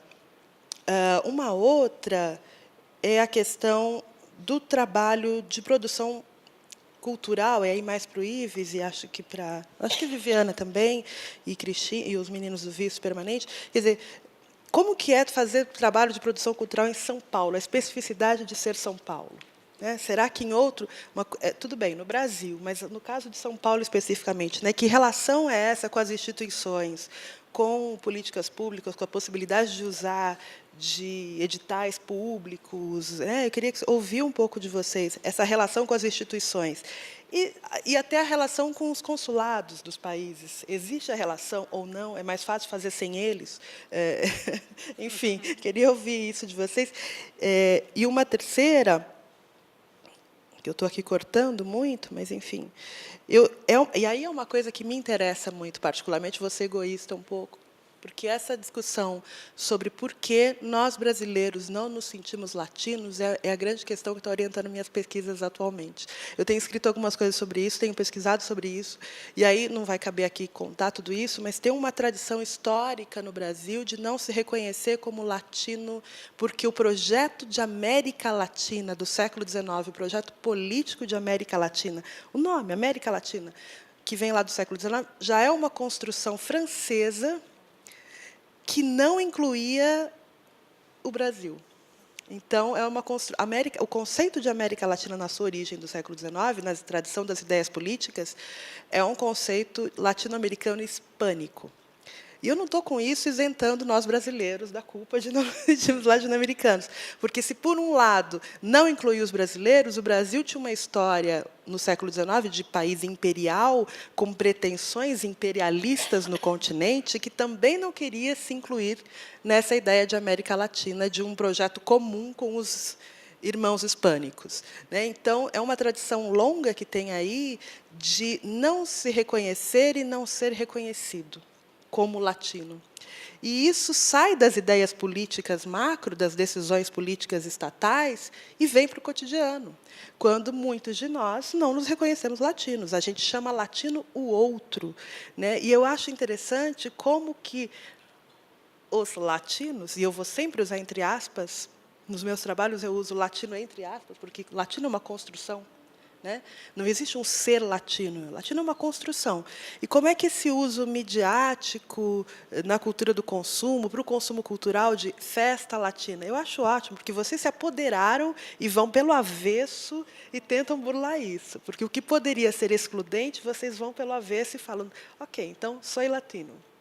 Né? O festival Soy Latino, a Feira Latina, é o Guia Latino. Então, eu queria ouvir um pouco de vocês o que é essa... Como é que eu estou contando da perspectiva de uma brasileira que se incomoda muito com isso, porque eu me sinto latino-americana, sim, e me incomodo com essa questão no Brasil, mas queria ouvir do lado de vocês como é que vocês têm vivido isso. Bom, nossa ONG se chama Presencia de América Latina, justamente para criar espaço de latino-americano e foi criada aqui no Brasil com a ideia de estender-se e ter algumas extensões pela parte hispano-latina. Quando criamos a ONG, sempre perguntavam se brasileiro podia entrar. E sempre respondi que eu achava que ele era latino-americano. Porque, tal como você comentava, a concepção de latino foi criada na França e também antes com as ideias de sempre de dividir. Depois foi oficializada em Vaticano II, não? Que também criou como parte de união desta teologia da libertação, que era fundamentalmente de raiz latina. Não é? Mas também esta divisão, por um lado, o Brasil como continente, separado, com sua própria história imperial, que você já citou, mas, por outro lado, está dentro dos estereotipos que sempre se construíram de dividir para governar. E isso sempre foram os poderes hegemônicos e nós, ou éramos o quintal dos Estados Unidos, a periferia da civilização. Então, é um conceito muito difícil de sacar e justamente Presencia América Latina procurou isso porque somos presença e a presença somos nós, enquanto seres que estão e ocupam seus espaços. Tem sido muito pouco compreendido o conceito, isto é ser presença, mas é um conceito que é o que todos nós estamos procurando fazer em diferentes linhas.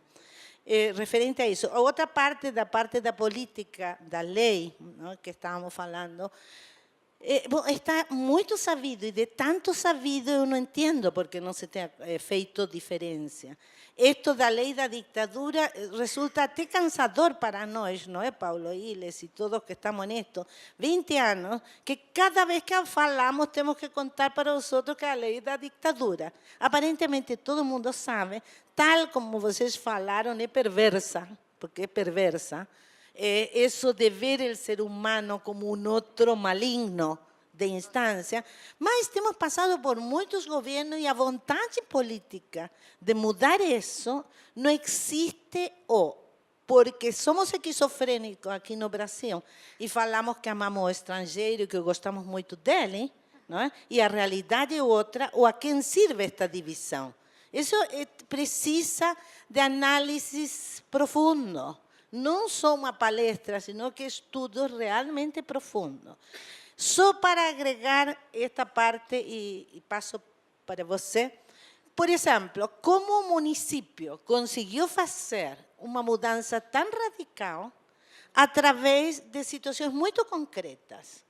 Por exemplo, Haddad, desde o momento que deu reconhecimento a esse imigrante, que não é cidadão, não pode dar ao município cidadania, mas ele contemplou, e aqui tem conselheiras participativas imigrantes, abrir uma cadeira especial. Isso é um fato concreto que pode ser feito se você quer. E a gente ocupou, eu não sou, mas aqui tem conselheiros participativos. Como, por exemplo, no próprio conselho gestor, colocou um representante, assim como tem todos os outros segmentos sociais, uma representante imigrante, que sou eu. De aí se conseguiu que o próprio conselho gestor votasse, me fui eleita, o conselho da cidade, fui eleita no conselho gestor. Então você se movimenta em um lugar que tem a lei da ditadura e esta coisa arcaica, perversa, maligna, por um lado. Por outro lado, não é tão difícil modificar, se você quer. É só querer. E também você vê, por exemplo, que quando está num conselho gestor, que são 142 pessoas, essas 142 pessoas votaram para este conselho gestor, que são 5 pessoas, e escolhe uma imigrante.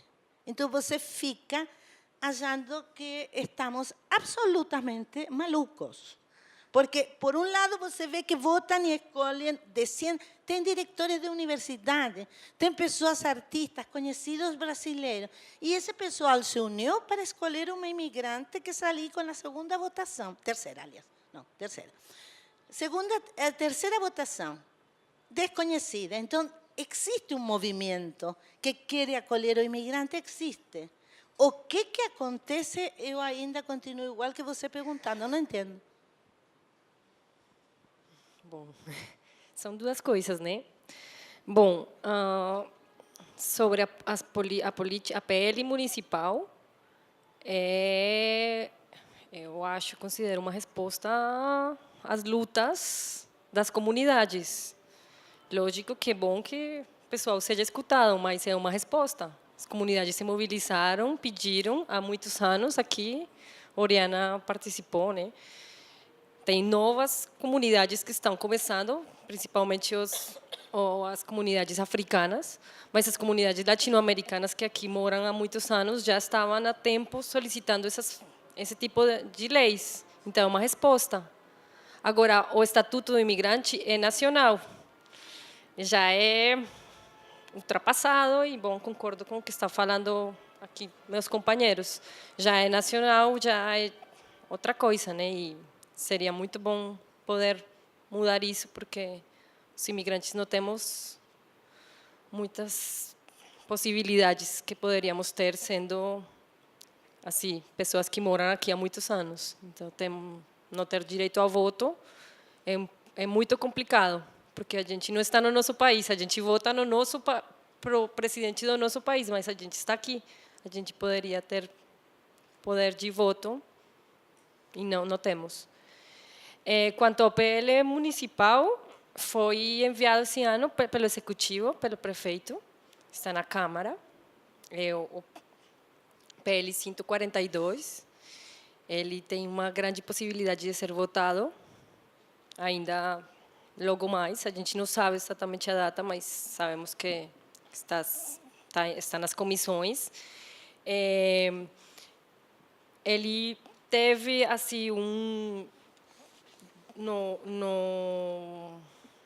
ele passou por comissões e na Comissão de Justiça teve um parecer favorável, o que é muito bom, o que escuta as demandas das populações, e estamos todos torcendo para que ele seja votado em breve e aprovado. Quanto a ser latino, há muitos anos atrás eu tive uma experiência no Canadá. E lá no Canadá, sempre que eu tinha convites para festas latinas, eventos latinos, festivais latinos, sempre tinha brasileiro. Então, desculpa, mas para mim, eu tenho uma imagem do brasileiro sendo latino. E para quem mora, para quem já teve uma experiência de imigração fora, em Londres, na Europa, não sei, eu acho que não sou a única a falar que sempre tinha muitos brasileiros lá. E todos os festivais de cinema, e sempre tem filmes latinos, tem filmes brasileiros. Então, eu acho que sim, talvez seja isso do século XIX, você está certa, mas quem já teve uma experiência, mesmo brasileiro, quem já teve uma experiência fora, já se identifica como latino pela afinidade que a gente tem, pelas semelhanças que a gente tem. Por isso que foi talvez mais chocante para mim chegar aqui e ver essa reação. Talvez foi isso também. Só um alcance que não está seguro, mas para fazer propaganda também não sou do livro, Clara. A lei é provável, estejam atentos, precisamos de gente na Câmara. Não podemos ficar sem militar por aquelas coisas que acreditamos. Precisamos estar aí. É provável que terça-feira se coloque em pauta na Câmara. Existiria a possibilidade que quarta-feira seja a votação. Por favor, deixem seus e-mails para a organização, para mandar se é que quarta-feira vai entrar em votação. Precisamos que todo mundo esteja lá. Se vocês estão acá como invitados ou escutando-nos, é porque se interessam por el tema migrante. Interessar-se para nós não é suficiente. Precisamos lei. Então, temos esse compromisso, esse dever de todos nós de fazer isso. Precisamos dos brasileiros, principalmente. Os imigrantes, acho que já vamos a estar. E, por outra parte, e outra propaganda mais que me estão pedindo allá, que também é muito importante, mas é verdade, de coração, estou não só pedindo, quase exigindo que vocês façam, estejam lá pedindo porque aprovem a lei municipal. É um começo, é um exemplo, um paradigma que pode ser o primeiro passo para mudar a situação do imigrante a nível federal. E também lembrem-se que temos o Fórum Social de Migrações. Eu trouxe e deixei fora onde podem inscrever-se para que participem. É importante, se somos latinos, todos, que estemos todos lá juntos. Já passei meu serviço.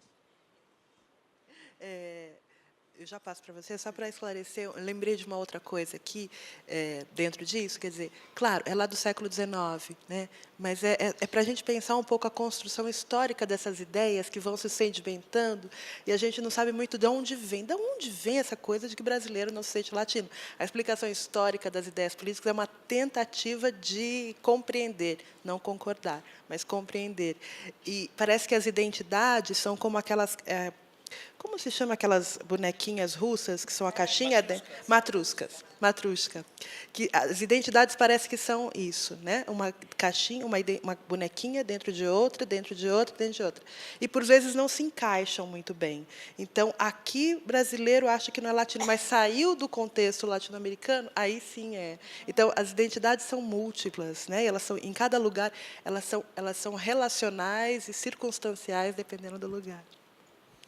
E falando sobre isso, os produtos que eu tenho, que é o Guia Latino, o Festival Soy Latino e a Feira Latina, tem um propósito, é justamente isso, né? Criar identidade com o brasileiro. No El Guia Latino, a gente tem uma plataforma que chama Você no El Guia Latino, que é para divulgar os shows ou deixar o release dos artistas dentro do portal. Para a divulgação de shows, é os 75% brasileiros que cadastram os shows deles. E do release dos artistas, é metade, 50 brasileiros. Estou falando isso brasileiro, não, só para diferenciar. Que os artistas, 50% são latino-americanos, bandas cubanas, colombianas, DJs. Mas também tem DJs brasileiros com a temática latino-americana, bandas de cumbia brasileiras. Agora, por exemplo, vai ter no festival, o penúltimo show é de uma banda Quimbará, que toca música latina, mas todos são de São Paulo. Todos são nascidos em São Paulo. A banda que vai fechar o festival é de brasileiros e cubanos. O nome que eu coloco, repito novamente, não, Soy Latino, a Feira Latina, é para integrar e quase sem perceber entrarem na onda e se sentirem naturalmente latino-americanos, que todos somos latino-americanos. E estamos vendo que está dando certo, porque tanto nos comentários no Face ou no próprio portal, o brasileiro já se considera latino-americano, está criando a identidade que a gente está procurando, né? Sobre ser ativista cultural e imigrante aqui, é como falou a Cristina, é de guerrilha, né? Tem que lutar muito, mas tenho que fazer um ênfase que com a Haddad, né, melhorou muito. Muito, muito. A gente era invisível antes, agora que tem editais como o VAI, que apoia muito os eventos, a produção cultural imigrante. Não tanto como a gente desejaria, mas eu acho que está bom, é um bom começo. A gente tem que começar por alguma coisa, né? E, por exemplo, a subprefeitura aqui de Pinheiro dar um espaço para a gente ocupar um espaço público antes era impensável, né? A gente não tinha esse espaço. A gente está tendo, a gente esteve na virada cultural. Não estou falando que é fácil, continua sendo muito difícil, mas a gente está na luta, né? Obrigado. A gente estava aqui combinando e eu vou falar sobre essas 3 questões, mais ou menos, né? Sobre a questão da lei, já dei um pouco conta do que é a nossa crítica, assim, dentro do visto permanente. Nós pertencemos, alguns de nós do visto permanente, metade do coletivo pertenceu a um outro coletivo, que foi um coletivo bastante efêmero, mas que foi muito interessante, importante na altura, que foi o Palanque Imigrante.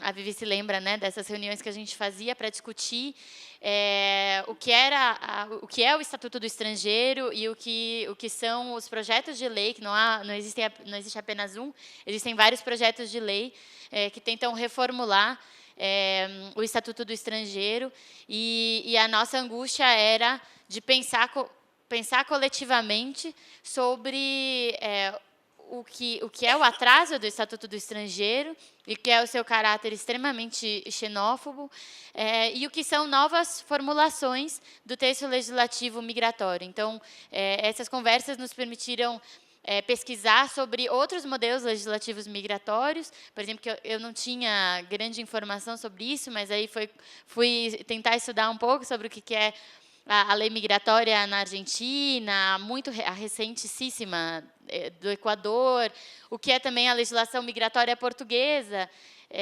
na qual a minha família, como família brasileira, sempre esteve diante dessa legislação migratória, mas na qual eu nunca tinha pensado. Enfim, e foi um processo muito interessante, até para a gente conseguir localizar a barbaridade que é o Estatuto do Estrangeiro. Quando a gente começa a olhar em volta, a gente começa a perceber que nós não queremos a legislação migratória estadunidense, mas é fato que é um terror. Mas é fato que existem outros textos legislativos migratórios que são muito interessantes, nos quais a gente pode sim se balizar. E nesse sentido, nós não tivemos a oportunidade de participar das discussões que resultaram no PL municipal, no projeto de lei da Lei de Políticas Migratórias Municipal, mas temos vários amigos que fizeram parte dessa discussão, e eu reitero o convite que a Vivi fez, que todos leiam esse texto legislativo, essa proposta de texto legislativo municipal, que está super bem escrita, e tanto no que diz respeito à educação e à cultura, que são as minhas áreas de atuação direta, profissionalmente e como militante também, me parece que é um texto, que são textos modelo, e que espero que outros municípios no nosso país tenham a coragem de assumir textos legislativos tão produtivos e tão positivos como é o texto legislativo, essa proposta de texto legislativo municipal migrante. E nesse sentido, eu concordo com as falas anteriores, e nós, do Visto Permanente, concordamos com a maravilha que é a gente poder vivenciar essa última gestão municipal, que realmente facilitou imenso, e não só em termos de produção cultural e artística, mas facilitou imenso a representatividade política, que, a nível federal e estadual, é totalmente vedada ao estrangeiro residente no Brasil. E aí, a gente não está só falando de imigrantes que estão aqui há 6 meses ou que estão aqui há 20 anos. Nós estamos falando de pessoas que nasceram em outros estados-nação e que escolheram viver no Brasil, e que não lhes deveria ser vedada a cidadania política básica, o direito ao voto. E nós assistimos à criação dos conselhos participativos, que é uma criação assumida pela municipalidade e que enfrenta diretamente o Estatuto do Estrangeiro, e que, por isso, também houve uma série de polêmicas sobre isso, de até migrantes que achavam que não podiam votar pelo conselheiro municipal, porque, afinal, a gente não pode votar. Enfim, e foi muito importante para a discussão sobre essa participação política e sobre essa cidadania política, que, na verdade, por mais que seja vedada pelo Estatuto do Estrangeiro, ela existe. A cidadania política imigrante em São Paulo e no Brasil existe. Ela está aí. A Marcha dos Migrantes é uma das dádivas dessa cidadania política migrante unida. Mas também, me parece, que o associativismo cultural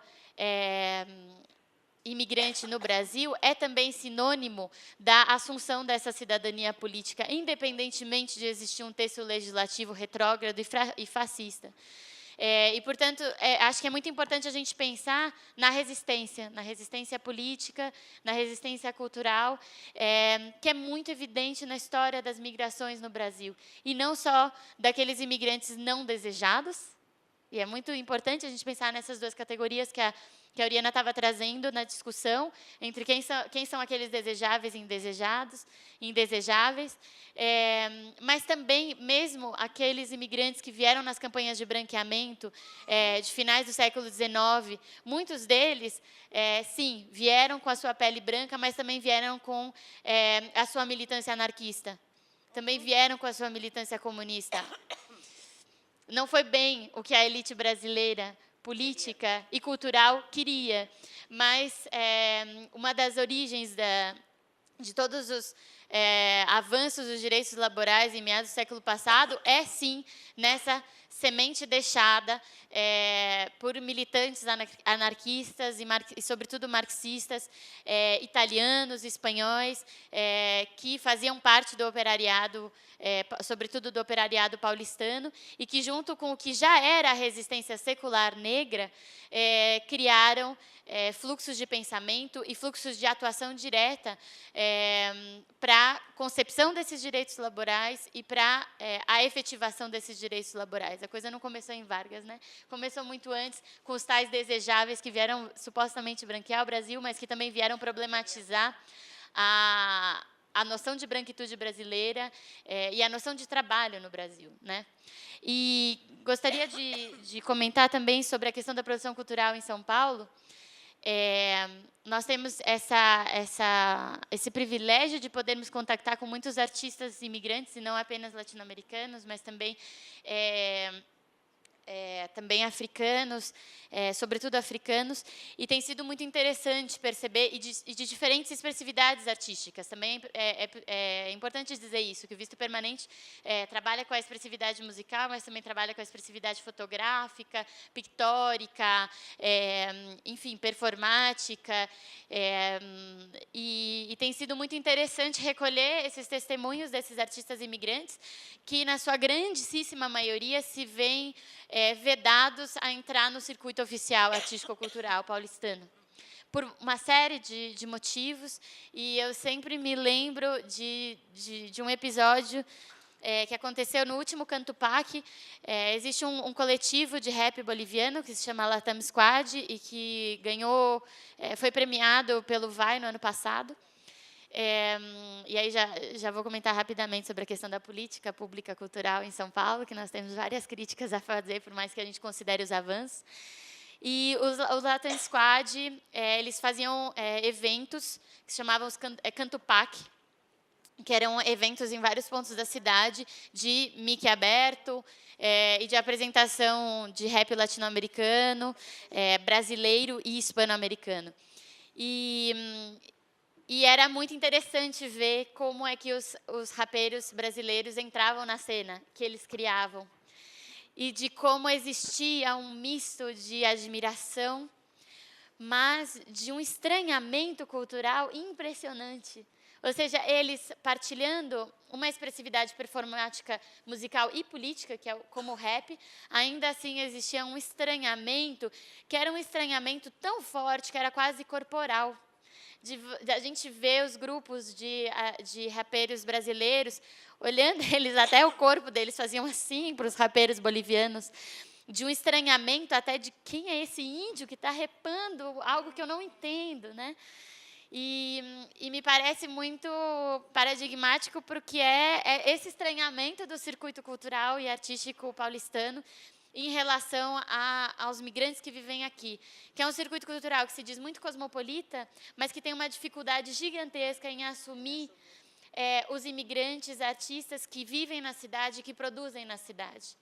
Então, fora alguns exemplos, sobretudo no âmbito da música, como a Lena Bauli, e como um pessoal latino-americano que a gente tem filmado, né, nos últimos tempos, até como a Luana Batista, que foi um vídeo que a gente publicou antes de ontem, que é uma cantautora uruguaia, são alguns sujeitos imigrantes que conseguem entrar nesse circuito cultural e artístico de São Paulo, mas realmente, infelizmente, ainda são presenças pontuais.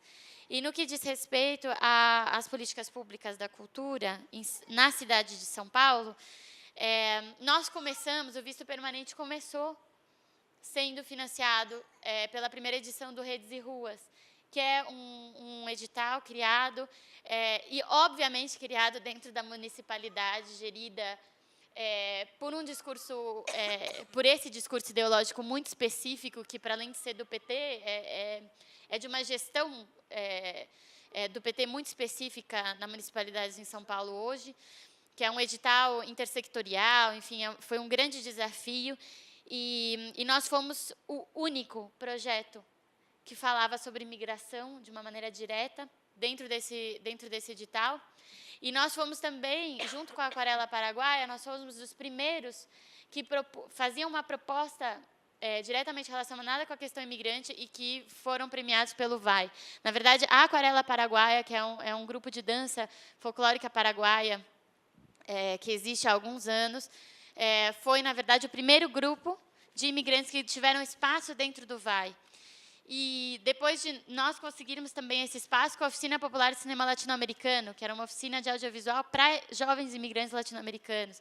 E depois, com o Microcine Imigrante, do qual a Vivi também participou, se começou uma discussão muito mais forte sobre a responsabilização da Secretaria Municipal de Cultura em relação à produção cultural imigrante que já acontecia.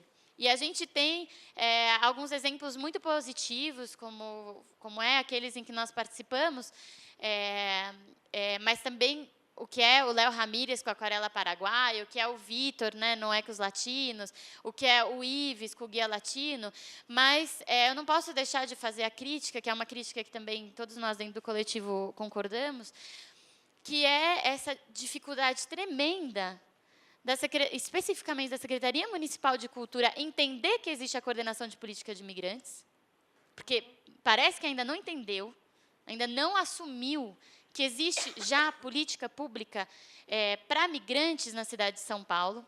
Parece que ainda não teve esse clique, e cada vez que a gente vai lá brigar com eles, a gente tem que reverberar isso. É preciso falar com a coordenação. Eles estão muito mais ligados com as comunidades. Se vocês estão em dúvida, se é que é possível se colocar em dúvida o que é produção cultural imigrante em São Paulo, eu acho que já fica meio ridícula essa dúvida, porque é evidente, gente, está aí, está dada. Nós temos fim de semana, né, Ives, em que a gente tem 1000 eventos de imigrantes latino-americanos, africanos, sobretudo, árabes. Os refugiados árabes também têm feito um trabalho cultural impressionante na cidade. Não precisa pesquisar muito, né? Então, para nós é muito revoltante que exista ainda tantas representantes da Secretaria Municipal de Cultura que continuam perguntando: mas é que a gente não conhece, mas é que a gente ainda não diagnosticou. Quem são esses produtores? Quem são esses agentes culturais imigrantes? E a gente tem um estudo super importante que foi feito pela Coordenação de Política para Migrantes, que elencou, se não me engano, em 2015, né, Paulo? Os coletivos artístico-culturais imigrantes. Foi uma pesquisa super importante, que não só balizou a nossa atuação, acho que balizou a atuação de muitos desses coletivos imigrantes que estavam dentro dessa lista. Então, não está assim tão difícil, né? Eu acho que ainda existe um certo fechamento dentro do poder público, especificamente no que diz respeito à cultura, de assumir que os imigrantes precisam, sim, estar no VAI, que os imigrantes precisam, sim, estar no Redes e Ruas, que a população imigrante, a produção cultural e artística imigrante tem, sim, que ser ouvida no que diz respeito à construção de políticas públicas que se querem includentes e diversas, né? Sim, só para complementar um pouco o que a Cristina falou, a Secretaria de Cultura está fazendo o Plano Municipal de Cultura. Aí teve audiências públicas para vários segmentos. O segmento imigrante foi considerado. No primeiro projeto que eles tiveram, que foi um livro, não estava no segmento, não estava especificamente imigrante. Então, o bom é que já foi colocado o segmento imigrante dentro da diversidade cultural, dentro dos segmentos da diversidade cultural. Ele também vai ser enviado em breve, vai ser enviado. E essa parte é bem importante, porque já coloca a pauta imigrante dentro do segmento, que é importante. A coordenação de políticas para migrantes está fazendo várias articulações com a Secretaria de Cultura. Em breve vai ter uma reunião, porque estamos cientes de várias dessas coisas, estamos fazendo essa articulação. Também teve uma articulação com ESP, junto com ESP Cultura, ESP Cine, que é o responsável do audiovisual em São Paulo. Já teve uma reunião importante junto com os imigrantes, com realizadores. Então, essa parte foi bem importante. Está sendo ainda trabalhada essa articulação junto com a Secretaria de Cultura e tem-se esse segmento imigrante agora, que já é uma grande conquista dos movimentos. Então, gente, só para falar que realmente o papo está muito bom, a vontade de ficar horas aqui conversando. Só